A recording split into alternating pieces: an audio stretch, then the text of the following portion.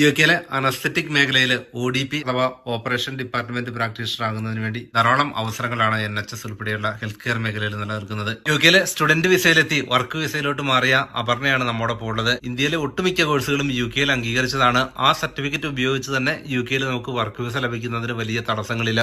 ഞാൻ 2021 ഇവിടെ യുകെയിൽ എത്തുന്നത്. ഞാൻ ആക്ച്വലി സ്റ്റുഡന്റ് വിസയിലാണ്.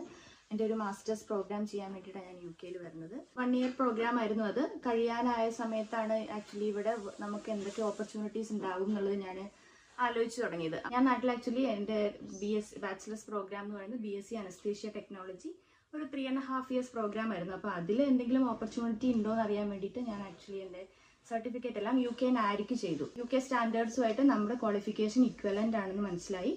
സോ അതിനുശേഷമാണ് ഞാൻ ആക്ച്വലി NHSൽ അപ്ലൈ ചെയ്തത് എൻ്റെ ഈ ഒരു ജോബിന്. അപ്പൊ നമ്മുടെ നാട്ടിലെ സർട്ടിഫിക്കറ്റ് യുകെയിൽ അംഗീകരിക്കുന്ന രീതിയിൽ നമുക്കത് കൺവേർട്ട് ചെയ്ത് മാറ്റാം. അപ്പൊ അത്